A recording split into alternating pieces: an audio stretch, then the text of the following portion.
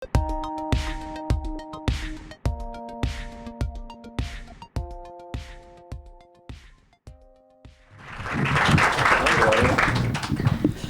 hi. That there in my phone. I know. All right. Find places not to spell. My Pharrell, my phone. So I guess we should start at the beginning. You guys are known when people say your names together, people instantly think Vampire Diaries. But your partnership started a long time before that on Scream, yes? Can you tell us a little bit about how you met and connected? Well, you want me to start and then you just like I want to know what your memory is of meeting me, if you have one. My first memory of meeting you was when I sold the script originally, and you can actually fill in the other part of the Scream story, but my part of it was they sent the script, after I sold it to Bob and Harvey, they sent the script to Wes, and I think he passed on it originally, and you can better speak to that because you worked for him. But then after the script got set up and they went through who can direct it, they went after Wes to direct it, and then I went over to have lunch with Wes. Were you at that lunch? No, I was not invited. And I remember being like actually bitter about it. But you never showed up at all in like. I might have like opened the door and. Or something. Anyway, I went over to meet Wes for the first time, but I was just so sweating and I was so nervous because I had never ever. I think honestly that's what I remember. Then when we got into the process of filming the movie, I was included in a way that most writers never got the opportunity. Wes sort of let me. Especially in film. In film, especially where they just kicked the writer to the curb, or they did at the time. I don't know if they, I wouldn't know. I don't have a film career, but.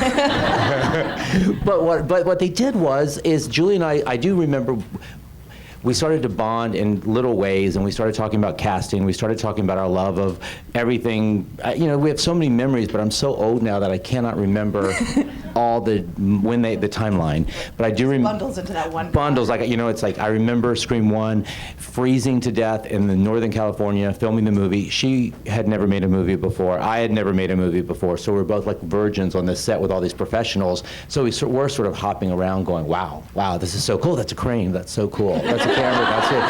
And I would call my mom and go, Mom, they've got this really big light to make it look like it's night. And that's how green we were. And then 2 weeks later, we're kind of bored. And 3 o'clock in the morning, we're sitting in a car singing Kenny Rogers' greatest hits. Yep. And that honestly, that was the bond, because it may, like he said, it may all actually have been separate memories that we've just like clumped into the one singular memory. But I remember sitting in the car singing Kenny Rogers along with radio, trying to stay warm, like sneaking cigarettes out of the crack in the window. And talking about musical theater and realizing we both love musical theater, and then him saying, I'm like, oh, what are you going to do next? And he's like, oh, they just asked me to do this show based on my life, growing up on the creek, and I'm like, oh, that sounds cool, But the other side of the Scream story is I was Wes Craven's assistant, and so I'd worked for him for about a year, I think, at the time, and I was, I would get him coffee, I would do his dry cleaning, and then I would read the scripts that came in to kind of help out and help, organize things for him. And before Kevin sold his script to Bob and Harvey at Dimension and at Miramax, there was, they sent it out on what's called like a spec sale, which means they sent it to a bunch of different producers for a bunch of different possible buyers. And Lisa Harrison, who at the time was a development executive at Wes's company, got to bring it, she got the right to submit it to the studio at the time called Live Entertainment, which became Artisan, which became Lionsgate? I don't know. It's no longer in existence. But Lisa read it, and I read it, and we were like, oh my God, this is the greatest thing ever. I think as people who had grown up in sort of the, being an adolescent and the Friday the 13th and Halloween years, for us, it was the perfect movie. And there was somebody else in the company at the time who was like, I don't get it. I just don't get it. And we were like, okay. And so Lisa was like, that person is dead now. Lisa was like, screw that, and secretly submitted it to Live, even though Wes hadn't read it yet. And that the senior level person was like, nah, I don't think so. And she's like, this is my torch. I'm gonna. No, it's not Wes's company. Yeah. Yeah. No, not who you think. Yeah. No. And so anyway, yeah. So anyway, short ending is Miramax got into a bidding war with Paramount because Oliver Stone wanted to do it. Live Entertainment, which had like $0 dropped out very quickly, and the show was sold. And they went to, at that point, they did come to Wes, and Wes passed. And I think he read it and liked it, but he just felt like, he had just done Vampire in Brooklyn, and and that hadn't kind of gone so well for him. And I think he was just looking to branch out of what, the sort of genre he'd grown up in. And so then they went to like Robert Rodriguez and Quentin Tarantino and like pretty much everyone in the Miramax staple, and everyone, Bryan Singer was like circling around it. But I remember, and this is, again, it could be full revisionist history, let me just say that, because I give myself way too much credit for getting this movie made, and it can't really actually be true. But I remember Lisa Harrison coming back to me and being like, they none of the directors that they've been approaching it's working out. Like Bryan Singer is going to do something else, and Rodriguez is only going to do movies that he put together himself. And for whatever reason, they had a script that they loved, and they didn't have a director yet. And so I was like, God, what a shame. And so at the time, I was spending every day with Wes at lunch at his house, and he and I would sit and have lunch and make like awkward small talk. And I said once, I was like, they still don't have a director for that. I mean, remember Scream? It was a scary movie, but remember Scary Movie? Like, they still don't have a director. That script was so great. He's like, yeah, I liked that script. And I said, yeah, they just don't have a director. And he's like, well, tell them to make me an offer I can't refuse. And he was kind of joking. But I went right back to my office, and I sat with Lisa, and I'm like, tell them to make an offer he can't refuse. And they did, and he took it. And so that's how that was born. You wore him down. Yeah, and he loved it. I mean, So what you're saying is that you're actually responsible for Kevin's career. Yeah. I would agree with that. Works I would say maybe for Wes's. What was it about? I mean, you guys went from singing in a car together to when you did Dawson's Creek, you pulled Julie on. Well, everything happened all at once right then. It's like right after we started. I mean, I sold Scream. It was unheard of. Rushed into production. They were rushing to find a director. It all sort of happened, and then at the same time, the script, circulated the town, and everyone read it and was like, oh. And next thing you know, I had all these meet and greets, and I was meeting everybody under the sun, and everyone was like, well, do you have another idea? Do you have this or that? There was one company that tried to buy the script that couldn't get it, and they said, oh, we've got this book. Could I know what you did last summer? Do you want to develop it? You could adapt it. Or, oh, hey, do you have any TV ideas? And I met with this guy, Paul Stupin, wanted to bring me in for just a meeting, and he said, do you have any ideas? And I was so terrified of not giving a good meeting and not. And I just went, yeah, I got, this is more for the Dawson's Creek panel, but I just said, yeah, I got this great idea, and I had no idea. I was making it up and I was just spitting out stuff. Growing up on the creek, I used to film with 8mm camera. I used to make these movies. I had my best friend / whoever, and I just was making it up, and basically I was telling my life story. I was just really just spitting out my story. And he said, can you come back tomorrow and tell that to some executives? And I said, sure. So then I went home. But anyway, the point was it got going. Yeah. I know what you did last summer, got going. I was really, really busy, and I needed help. And then Miramax offered me a big deal and a company, and here I am, this little kid who didn't know what I was doing, so I thought, why don't I just hire another little kid who doesn't know what she's doing? And we'll do it together. Yeah, and I remember I was working at that point. I'd been promoted in Wes's company, and we were doing Scream 2 because Scream had been such a monstrous, surprising hit, and they rushed Scream 2 into production. Like they were like, we need the script tomorrow. We need to go. Courtney Cox has her hiatus. Nev Campbell has her hiatus. We will be shooting this thing come June 1st, hell or high water. Like there is no window. There is no flexibility. And they're like, so Kevin, you're ready to write the script, right? And he's like, yeah, totally. And then he's like, I'm shooting the pilot of Dawson's Creek for the next 2 months. And we were like, it's okay. And so, so basically he's like, I'm going to be doing both at the same time. And so I got sent to Wilmington to basically be there for him. My babysitter. Yeah, but okay, we can say babysitter. A minder. But it was to be there for you, you know. It was. That's well, the thing is, they don't realize is we connected, and you know, and it's just like when you read the script, like it's really important for a very sort of insecure writer to have someone read your words and tear up. You know, it's pretty to see. It's like, oh, I'm onto something. This could be good. I'm onto something here. Or someone who, you know, someone you laugh out loud. And I knew her well enough to know what was real and what was sort of, you know, and she would be honest with me. She really was. She was just like, this is not so good. You know, this ain't working. And she would really help me talk it out. And, you know, and when you have someone like that, that's the magic of Julie Plec then, you know, and then, and that's what I really, I needed her. I needed her. And I was at the time of my life where, like, to me, there was nothing more fun than like talking about story. And so Kevin would call and he'd be like, those jerks want me to do a rewrite on like Halloween. And he's like, I've got 9 projects going and I now have to do Halloween as a favor. And so I would be like, I'll come over. And I'd go over to his house and he'd have all his story stuff like spread out all over the table. And we'd order Chinese food or like not pizza, never pizza, Chinese food. And he would talk me through what he was doing with Halloween. And I would say, oh, that's cool, or oh, I don't like that, whatever. But for me, it was fun, and you know, I was still working for Wes, and so it was like my friend and I are hanging out, and we're talking about story, and it was a really good time. So then, cut to suddenly Miramax, and the world is getting thrown at his feet. He's got Dawson's, he's got the Scream franchise. I Know What You Did Last Summer is a monster hit. He's basically been accredited with like reinvigorating the teen genre, which really hadn't had its moment fully since John Hughes, and he gets to hire a big-time executive, big time being in air quotes. But, you know, for me, I was like, yeah, I'm in. And right then, that started like a 2-year period of just like complete workaholic.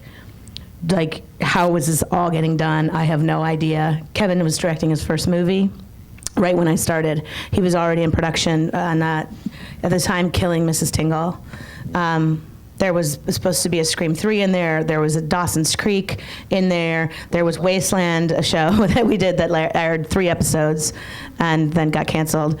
There was so much going on, and it was this whirlwind adventure. It's exactly what you expect when you get all that, and you don't want to say no, and you really just you're just so full of energy, and it's so exciting, and you know, you're destined to sort of collapse. It's and you're looking back on it, it's like, well, duh, of course it was going to happen, and they all know it's going to happen, and they just let it happen, and you let it happen, and you're like, and then you look back on it, and only can you reflect and go, boy, that was stupid. But yeah, well, it's like, take the job, meet the deadline, take that next job, do me this favor, do this favor, like, you know, oh, success, more success. And I remember the day, like, Premiere Magazine came out and had done their power list, and he was like, what number do you remember? Because Gil made you a jersey.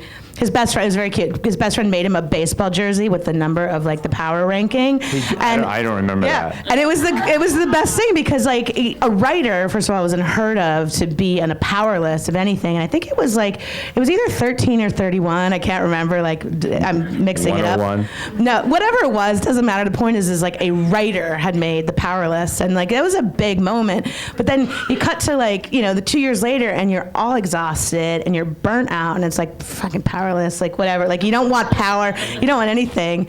And I just want my mommy. You just want your mommy. It really was that bad, because I was like this, I really had too much too soon. It really was a case of that. And it was really, you know, and you can't even stop and enjoy it. You can't even stop and be grateful for it. And you are all those things, but you can't sort of feel it.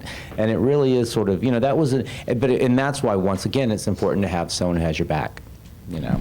Well, so would you say, you know, coming after sort of the success of Dawson's Creek, or during the success of Dawson's Creek, when everything happened with Wasteland, what is that the thing you would say you learned the most from that? Is too much at one time is not always a good thing? Yeah, you never, you know, it's so true. You don't learn from your successes. You really do learn when things don't go so well, and that's what happens. And it's just a lifelong lesson. It's a journey. You know, it's a career. It spans. I mean, you know, I've been doing it longer than you, and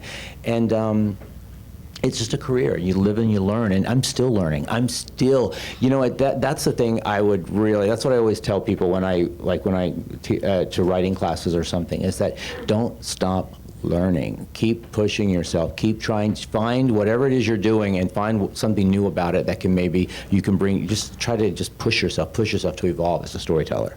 And that's what that's the game. When you look at the television landscape right now, you had Julie in your writer's room on Dawson's Creek, sort of in the writer's room sometimes. You had Greg Berlanti. Are you just sitting back and like, I created television royalty, you're welcome, America? No, I don't. I feel like one of my best talents is, for some reason, I attracted these great talented people and was honored to work with them. I wish I could. I mean, she's super talented. You ain't seen nothing yet. Berlanti is just up and away. I mean, it's just, I do kind of sit back. I was watching her yesterday. I was tearing up watching her interact with people. You had yesterday. a moment. I had a moment, and I was like, I'm so proud of this woman. I cannot even speak. So anyway, it's important to have these people in your life, and and Greg, watching him soar is amazing, and I wish he was here, and I'm kind of, I'm just gonna, He's a little busy. He's a little busy, but but he's the one We're who got all busy. He got me here, and I'm like, well, he talked me into coming. So sort of after all of that explosion, you had sort of taken a backseat on Dawson's Creek for a few years. That was due to the Weinsteins and the movie deal. They reached a moment where they really did impose that contract. Right. So what was it that brought you back to Dawson's Creek for the finale? Because I know that, Julie, You're stealing my panel. You were involved in that a lot. Okay, this will be my last Dawson's Creek panel question. You guys go to the panel next. Well, no, Jordan got Greg to ask me, thinking I wouldn't do it if he called or something. Jordan was the network executive. Jordan Levin, he was at the head of the WB at the time. And so Greg called me up, and I was like, well, sure. We were in the middle of that amazing werewolf film, Cursed. Julie and I were writing. It was aptly titled. We filmed that movie 4 times. I always thought there was a wonderful movie about the making of that movie. There is. It's going in my book eventually. We shot that movie 4 times. Yeah, with different actors. Yeah. It was shocking. The who's who of who was in the first version is hilarious. Yeah, Skeet became Josh Jackson. That's fine. Mandy Moore became Maya. Ileana Douglas became Portia de Rossi. What about Scott Foley? Scott Foley, Was he in the movie? No. He was in the first scene. He was in the first one, but then we didn't have like an ex-boyfriend replacement. All right. Yeah. I used to say, I'm going to write a book on how not to make a movie. That would be it.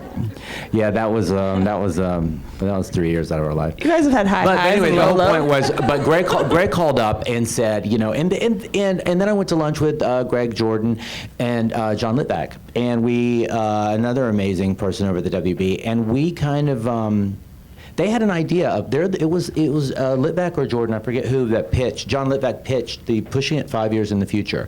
It's the last episode. Let's just wind it down. Which, by the way, people do like all the time now, and was really kind of new at the time. I was like, no, okay, that could work, and then, you know why? Because I had not kept up for the day-to-day storytelling of the show, and I might have missed an episode, or I wasn't as current. I wasn't up.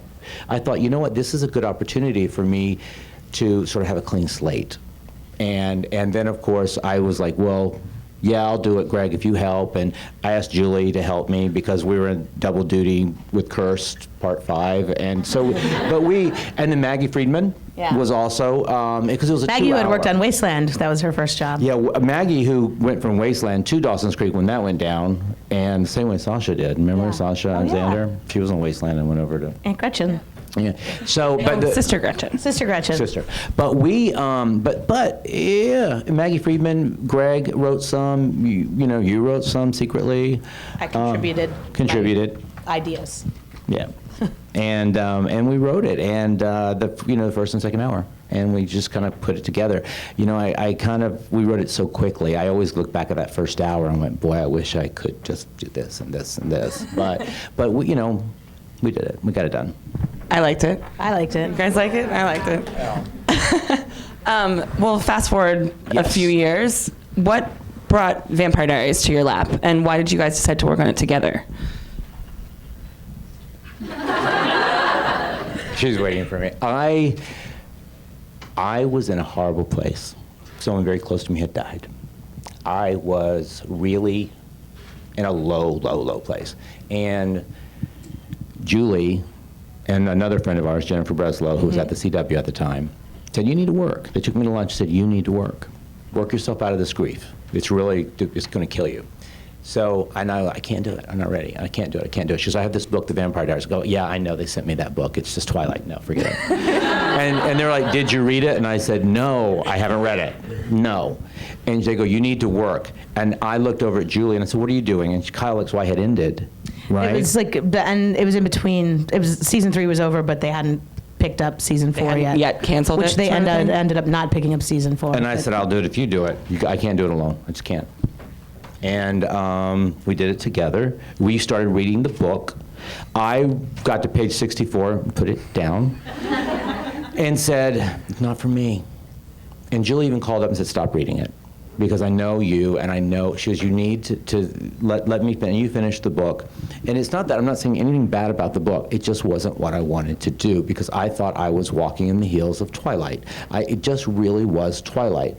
And then Julie and I sat down and discussed it and said, well, what else could it be? And I have always wanted to do a Dark Shadows, like a modern sort of cool Dark Shadows-y type show about a small town where all these things go boo. And Julie, and then, but I also connected, and Julie and I discussed it, and I connected to the idea of this young girl who had lost her parents and that she was dead on the inside, and it, of course, spoke to my own grief.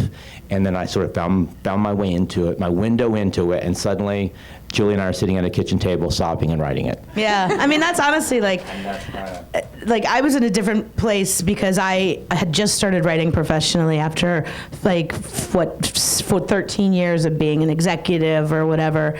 And Kyle XY was my first writing job, which I had sort of accidentally stumbled into. And so I'm having lunch with my friend and our other friend, and we're talking about stories and working and all that. And the book comes up, and Kevin says, I'll do it if you do it. And I'm like, fuck yeah, I'm going to do it. Like, are you kidding? Like, this is an opportunity to do this, to do like, you know, what we did on Dawson's Creek, only do it together and do it officially. And I'm a writer now. And so for me, it was like, there was nothing that was going to make me not want to do it. So I'm reading the book, and I'll be a little bit more bold about being like, well, there's not, I'm like, there's not a lot in here for Kevin to really like get excited about. And I made a decision right then and there, like the one thing I'm not going to do is force him into doing this, because if he's not happy, then the whole point of all of this will be stupid. And so he would call me and he'd be like, this is not, and I'm like, I know, don't worry about it. And then he'd be like, well, let's try to make a deal. And then he'd call and he'd say, the deal's not going to work out. And I said, I know, don't worry about it. And I just kept saying, don't worry about it. And I think it was this combination of like him wanting to do something nice for me, and me knowing that like it was going to work out the way it was going to work out, like no matter what. If he wanted to do it, he would do it. And that's the whole point, is like you have to want to do something. Like Kevin has been offered, you know, every job on the earth, and he could have done at any point any of those jobs. And so if you don't love what you're doing, then there's really no point. And so we both, we both use the show sort of, and I still do to this day, like as an exercise of grief. You know, it's an outlet, really. The entire series is an outlet for grief and an allegory for fear of being alone. And you can kind of look at it, yeah, it's a love story, it's all that, but it's like, the moments that I think were most profound to us were little tiny moments, like when he pitched, Stefan brings the girls over to Caroline, because Caroline's been like assaulted practically by Brady the werewolf, tortured, and he knows that she needs friends, and so he brings her best girlfriends over, and they huddle in a circle and cry, and she's got her girlfriends there, and he pitched that moment in the writer's room. I just started sobbing, you know. We were just like, it's one exercise after another of us just crying all the time, sometimes in a bad way, sometimes in the, I'm gonna kill myself because I can't do this work another minute, like this is so hard, but most of it was little moments like that, you know, finding ways to like express loss and love. you guys, I know that the first season of The Vampire Diaries was breakneck speed. You know, wasn't the easiest show behind the scenes, writing-wise. Were there ever times that you guys really, really, really disagreed on a story choice? And how do you sort of resolve those disputes when there's two people? We fought, but I don't know, did we disagree over anything major? I just thought we just fought. No. There would be just where I would just like go off and be like, you know, and then, you know, whatever. I would cry. No, we never I mean, any season one show is almost impossible.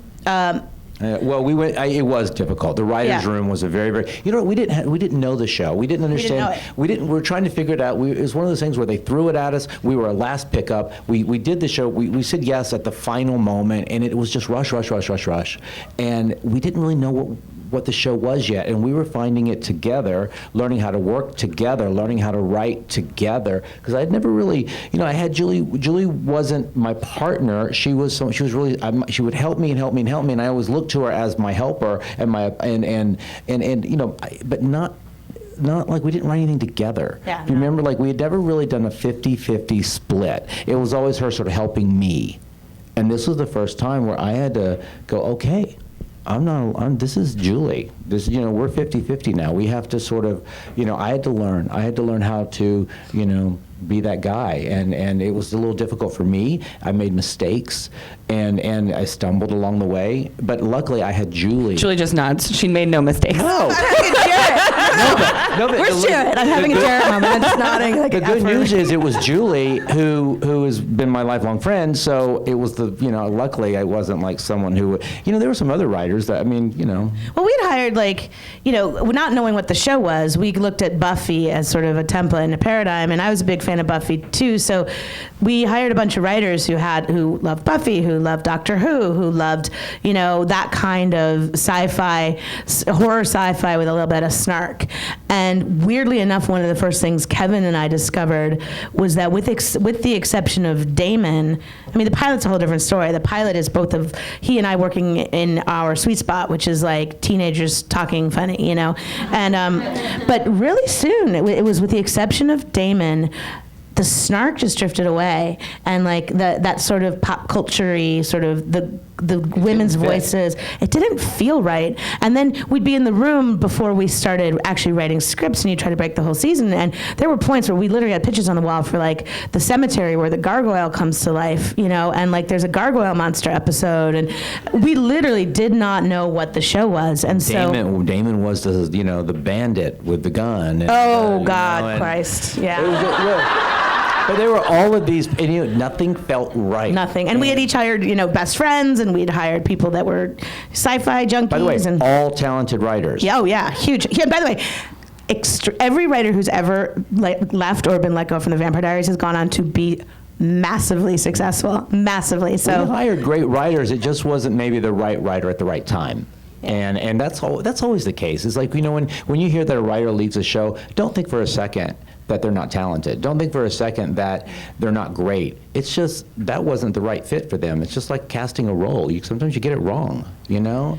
And I think the thing that, it sucked for you and I because we ended up self-isolating, and we did, that we could tell days worth of stories on just the two of us crying in our office at 4 o'clock in the morning, being like, we're all alone in this, and it's our fault, Well, it was. But it was, yeah. But I still go around and I'll see writers, and the first thing I do when I walk up to them is I'm so sorry. So sorry. But TV is a medium of mimicry, and I say that a lot. And I don't know that all writers would agree or find that to be a very popular idea. But Kevin's voice is so specific, and I had worked with or for Kevin off and on for 15 years, and I knew how to mimic his voice, So with what he got from me, was I'm going to write this like how I think you would write it. And then it's like one step closer to how he would want it. So it's just easier. And then over time it evolved into he would, stuff would say that I wrote kind of the way I would write it, or he'd read something I'd written and say, oh, that's really good, And then the sort of balance evened out over multiple seasons. I had to sort of stop and look at what is Julie, your voice. What is your voice? How is it different from mine? What is and it suddenly started, you could see us drifting towards certain characters.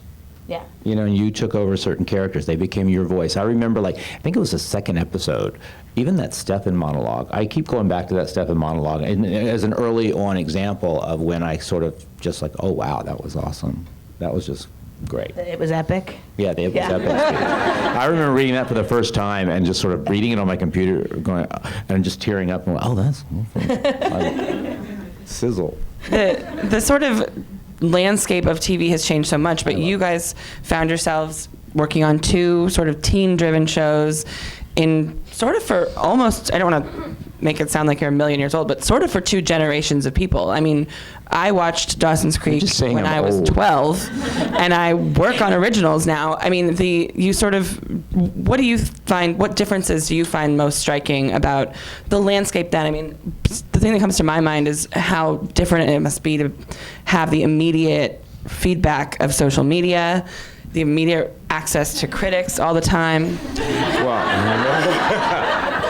You know, it's so weird. Julie's gonna write a book one day on the TV industry. I will not, but I tried when the Vampire Diaries first took off. I tried to get into the Twitter and the social media, and I still tweet a little bit. But she's more of the social media haven. I just screw it up. I fuck up. It's like I say something. I'm trying to be fun and snarky and cute and cool, and then I end up insulting someone, or someone takes offense to it, or someone just comes at me, and then I feel awful, and then I spiral into depression, and I'm hurt. My biggest fear is I'm going to hurt someone's feelings.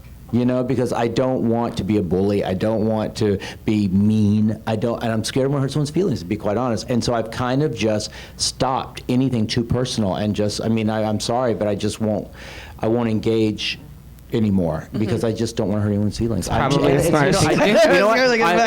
a young person's. I feel like Twitter is a young person's game. Yeah. Go for it, you guys. Go for it. Well, it's so funny because I will be that lurker. We were hiring writers at the end of kind of the middle of season 1, and we'd lost a bunch of writers, and we were kind of restaffing almost from scratch. And a young girl came in to meet with us who had been working on some other WB and CW shows, and Kevin was her idol, and she grew up basically on Dawson's Creek, and she was shaking when she met me. She's like, because I love Kevin and I love Dawson's Creek so much that I don't even know if I can meet him. And it was Caroline Dries. And we hired her, and so she was like the first generation of people whose lives Kevin had really changed as teenagers. Carina was probably, by generation, I mean every couple of years, Carina was probably the second, because we met her when she was a blogger and a journalist, and she covered Vampire Diaries for the LA Times right from the get-go, and the other producer, Bob Levy, would send us her articles and be like, have you read this girl's stuff? Because she gets the show like nobody else gets it. The way she writes her coverage of the show, it's like she sees right into the soul of it. And so he sent us her, it was episode 5, Lost Girls, and he sent us her article of Lost Girls, and we were like, this girl's amazing. My whole life changed because of that. Yeah, and so we started tweeting at her, and then writing, and then we met her, and then then we kind of mentored her, and now I'm gonna work for her one day for sure. But Carina is probably 4 years younger than Caroline, and so your Dawson's experience was adolescent. I'm still waiting for the, in 10 years. That Caroline Dries experience that Kevin caused, which is oh, you changed my life with the Vampire Diaries. Right now, all I get is you horrible, dreadful, disgusting. And I think that is the difference. Is back then, Kevin got to be lauded for all of what he did for YA and for the young teen movement, and because of social media and the way that, not all obviously, but the way that some people behave on social media, I get to open up my Twitter and just be hurled insults at, which is terrible, but whatever, it's part of the job, blah blah blah. But I would say that's the fundamental difference. Really. Do you ever feel like your writing is influenced by things that you hear online? Is there ever, a moment where you read a tweet and think it makes you second guess and course correct? It always makes you think, and then you have to remind yourself to let it go. You're oh, they really like these two people. Like, why? You know, and then like, I don't care how many tweets I get about so and so, I will not do it. You know, and then it doesn't feel right. You know, and then it becomes a challenge to fight back against. But then again, it is in other situations, it's very, very helpful to see that immediate response, and it's funny because like we've talked about this before, so it's not new news. It's just we were talking about it again last night about how the social media reaction was so profoundly surprising, a little bit upsetting, and fascinating because all these young girls were like, it's because he's so lonely, and I go, he twisted his neck. He was just upset. He was just upset. She wouldn't kiss him back after he forced himself on her. You know, and we were like, oh my God, like what have we begat, you know? I don't. Ian's just sitting back. And Ian's just getting more and more famous by the minute. I don't want to make this panel run too far into the next one because we started a little late. But do you guys have questions? Can show of hands, I guess. You're right here. You both spoke about finding your own voice when you're writing. I'm wondering how you get around that when you're writing for multiple different characters and making them have an individual voice that's still you finding it. I'm not sure if I'm making sense. No, completely. And it's funny because I don't, weirdly. Kevin's very different. I start writing everyone sort of as real and basic as I can because I don't know the people yet. And then once I get to know the actors and see how they infuse life into my words, then I start writing sort of to their sweet spot, to their patterns. I recognize where they're comfortable with my patterns and where they stumble with my patterns.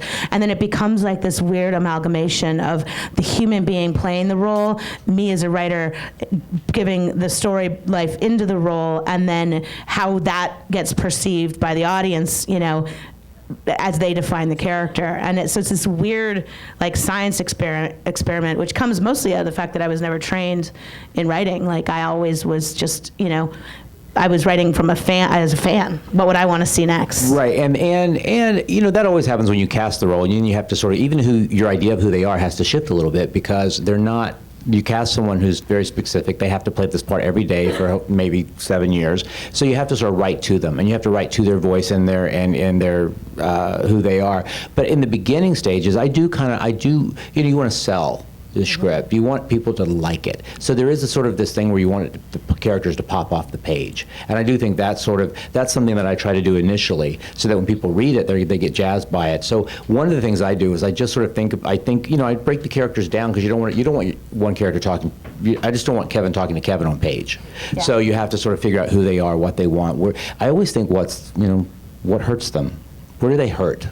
You know, what's the one thing that went wrong in their life? What did what's their saddest moment? And then I also try to think of what their happiest moment is. And then I sort of say, what's their personality? You know, what do they do during the school? Who are their friends? What are they talking about at lunch? You know, what kind of music do they listen to? You know, I try to just get into their head and their space, and then I'd look around me and say, well, who is like that? And then around me, and then I just start to sort of create their voice and and you know, that's how you infuse the way they talk and their syntax and their vocabulary and their rhythm and you know, if you kind of know what music they listen to and you kind of know what's their jam, you can just sort of figure it all out. And you're kind of like make them all different. In television, you're doing setup. Like Caroline Forbes is a perfect example. You know, Caroline was like the prototype, the cliche, like high school bitchy mean girl, right? Who kind of said the inappropriate thing, kind of made the inappropriate pass at the guy that saw through her and was like, I don't think so, and basically did everything wrong. And then at the end of the pilot, she says, why doesn't anybody ever pick me? And you realize, here's a girl that's just trying so hard to matter, and she's over-trying, she's overcompensating. And what you've done in a TV series is you've set up a girl that by the end of her run as a character, she will be the one that gets picked first. You know? I think it's always, too, when you look at a character, when you're trying to create a character, figure out what their biggest secret is. But they just don't want anyone to know. And then figure out how they hide it. And then figure out, and then you will spend an entire series revealing it. Thank you so much. That's really good. Yeah. If Dawson's based on you, are you still intertwined with your Joey? I just asked Joey. We were just talking about this last night. Are you still intertwined with your Joey? Yeah. We're Facebook friends. We stay in touch. Yellow. Do you have a particular character in any of your shows that you really like to write more than any other? Oh, God. Damon, For him, yeah. I mean, he is the Damon guru. Joe Carroll. Joe, yeah. I liked not writing for Pacey. And Pacey. and I really, really, really love writing for Caroline. Yeah, great Caroline. Yeah, Pacey was a lot of fun. Yeah. Right behind her. Yeah. I mean, not to be the one that talks about the doppelganger in the room, but we've got mimicry, we've got the love triangle in Dawson's Creek with Pacey and Joey and Dawson, and even setting up Sexy Bex as the only girl in the originals. Like, your leading lady is gone. How are you going to continue this so successful love triangle with no triangle? Ooh, you're like, She's you need a referring to- job on like E. That was, by the way. You need to be on like That was passionately well Entertainment done. Tonight, like Billy Bush on. Oh, sorry, Tierney. She needs to be on the red carpet. She's- Like, I see you're wearing Prada. I don't like it.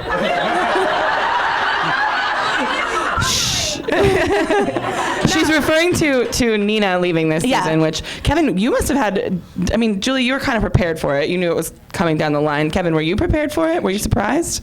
She stays at his house She in lives LA. with me. Yes, I was. Every morning, I'm just like so happy. Trust me, I worked her. Yeah. Julianne Hough and Nina in his kitchen all the time. Yeah. No, and look, here's the deal. I mean, there's a lot of things going into it. One of the things that we set out to do over the course of telling this love story was to tell a story, the love story between two brothers, and to then build up an ensemble around everybody so that each individual person, if we were lucky, would have there be a semblance of interest in their character or their relationship with somebody else. And so when we first started saying, like, what's the show without Nina? Because, like, they don't say to you, well, Nina might not stay, so she leaves, the show's over. Like, that's not what they say to you. They say, hey, start thinking about what the show would be without Nina. So you start asking yourself that question, what would the show be without Elena? And you think, well, God, I mean, no offense to Nina, because she was extraordinary, but as writers, you're like, I am so goddamn sick of trying to manage this love triangle. I just want to, like, throw up. So And you have to start looking at, like, I don't want to speak for you, but what else is the show about? Exactly. You know, and I also thought, too, when you talked about being lost in grief, I thought the other big thing, it was about finding family. Yeah. It was about embracing your family, finding family, reconnecting with family, just everything. There's a big family element. The originals, come on, it's all about family. And so I feel like, so this season, the triangle of Elena may be often it's existing in the ether. Yeah. But guess what? There's a lot of story to tell.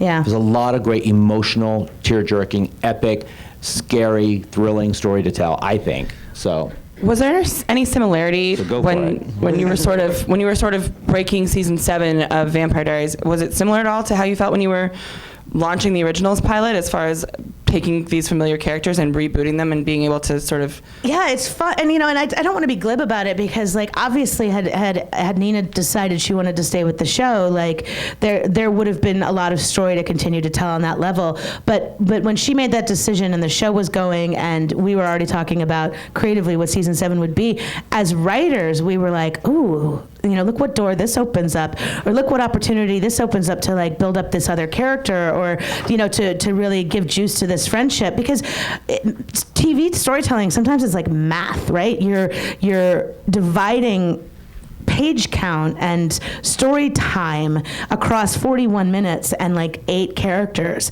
And so when the 3 in the middle take up 65% of that into 85% of that time, everybody else kind of gets crammed to the side. And so we thought, how great. Now suddenly, like, the 80% is no longer, like, taking up all the space, and so we can open up, we can breathe out, we can introduce some new people. And I don't know, it's just, as writers, and again, I'm not trying to diminish the impact of her leaving, it's just, as creative people sitting in a room all day, every day, coming up with story, it's this really kind of extraordinary opportunity to, like, refresh your brain and to think new thoughts, and it's been really, like, invigorating as well. I mean, I can speak to I think that Claire Holt, you mentioned Rebecca. I think that Claire Holt leaving the originals, obviously, in the perfect world, we would have loved her to stay forever, but it also gave us some of our best storytelling opportunities. Daniel Gillies having to work on another show while he was working on our show, and we had to schedule him. Some of our best storytelling came out of Not having it. shoot, we've got Gillies for one day on this episode. How do we make it feel like we've had him the whole time? Well, Panic is always a great sort of, you know. And it also, like, it gives you creative an drama. ending, you know. Claire leaving gave us a story thrust through 3/4 of the way through the first season of the originals that we would not have had, and it made that section of the season creatively incredibly powerful because we were building to something. The audience didn't know it, but they probably felt that that section of the season was really exciting, you know. We in our heads as writers knew by like January we were building to, you know, an exit, and so when you know where you're going, getting there is so much easier, and you're jamming everything in all the right ways. And so it, you know, as a storyteller, Nina Dobrev aside, when you know the ending, either when you're at the beginning, hopefully, or at least by the time you're at the middle, like, it's the clearest way you can't just vamp your way through and hope that you stumble on something. People do it all the time. We've done it, I'm sure, but like, it's just, as a writer, knowing how it's going to go often is a much better place to start from. Yeah, sorry, I don't mean to, I feel really rude pointing at people. Like, if you go darker for season 7, it kind of brings back like a season 1 Damon, like where, and like, you know, continue the storyline with Damon and Stefan and their mom, and now that she's brought back all of these people, where are you? Oh, am I not supposed to nod? Yeah, Evan just wants darker Damon all the time. I feel bad because I'm the world's worst because I will spoil something, so I can't answer Vampire Diaries questions. But No, I mean, I know where it's going, and so I'm like, the hope is, you know, look, the big debate in the writers' room is, you know, what is the season 1 version of Damon? The season 1 version of Damon is the straight villain with what we learned was an obsession with a woman who just happened to look like our lead woman. And then over time that grew into love story, and it grew into hero story, and it grew into redemption story. And so he went through all those chapters. He went through redemption. He went through hero, at least, you know, partially. The root of him as a sassy, like, take no prisoners, do what you got to do to get it done, you know, anti-hero is still very much there. So it's about diving back into that guy without being encumbered by needing to be the perfect boyfriend and the ideal mate and the right man who makes the right choice. He now has more freedom to kind of be messy with his choices. So I think you'll see a darker Damon with the sort of wisdom of his own experience, but a freedom to act out as he may feel like he needs to. Okay. I think it's just another way to complicate him. You know, it's just and to show and to have sort of a season of a Damon which feels completely unlike what we've seen before. You know, we're trying to constantly push him. I say we, but Julie is. Ian's probably excited for that. Yeah. I'm curious. I mean, Dawson's Creek is so, I guess, relatable. Vampire Diaries kind of goes in that direction. But then you do things like The Following or Stalker, which honestly all I saw was the promo last year. I was so creeped out. How do you kind of reconcile in your shows that relatability with that, like Kai, my God, I mean, just that outright crazy psycho. I mean, and Kai's great. I love him, but God, he scares the crap. Yeah. Kai was, That was the point. It's interesting, you know, Chris Wood, he was so alive in that role. I love Chris. I'm sorry Kai is going off to containment because you know, he auditioned for Sam Underwood's role. It was between Sam Underwood and On the Following for the twins, for and Chris Wood. And Sam Underwood was there, and then Chris Wood found his way onto Vampire Diaries.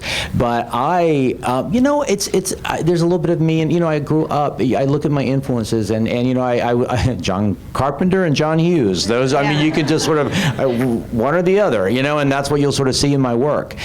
and I blend them sometimes. Sometimes, there is the horror in me. I am a genre boy in a lot of ways, and I love the genre, and there's a part of me that does like horror movies, and there's a part of me that grew up on those slasher flicks, and so yes, I do tend to go there. But the thing with, like, for instance, The Following, that was a story I always wanted to tell that story, and it took until I was well into my 40s to sort of tell the story of these two men who were both sort of fighting for the second chance at life. One was good, one was evil, and it was sort of the perfect sort of good versus evil tale for me, and I just wanted to try it. It was something new. I just didn't want to do another what I'd already done before. In the case of Stalker, well, I'm not quite sure where that falls in this conversation, but I do know that it was a challenge for me. I'd never done a procedural. I had never really done a straight cop procedural, and for some reason there was always something inside of me that said, can I do a cop procedural? I'm Mr. Soap Opera guy, and can I do this? And I just tried it. It was just sort of me taking some time to try something new. It's funny because I remember back in the day, like, Kevin has always been obsessed with serial killers and obsessed with cults, because you had that one gypsy idea, the Damien Omen kind of idea. Way back in the day. Yep. This is like in the 90s when I first met him. He already had an idea, and then over the years I would hear different incarnations of the pitch of what ultimately ended up being The Following. But he was writing that in his head for a decade and a half, and I think that's the power of, like, he can bifurcate his tone really easily, and find the heart within the darkness without necessarily needing to show the heart. And I'm more wanting to show the heart.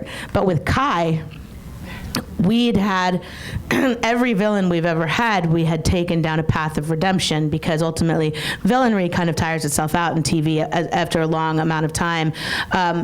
Because the heroes start to look weak for not being able to defeat the villain, and the villain starts to look weak for not being able to take out the heroes. And so you have like a shelf life of that character. And with Catherine, and then with Klaus, and with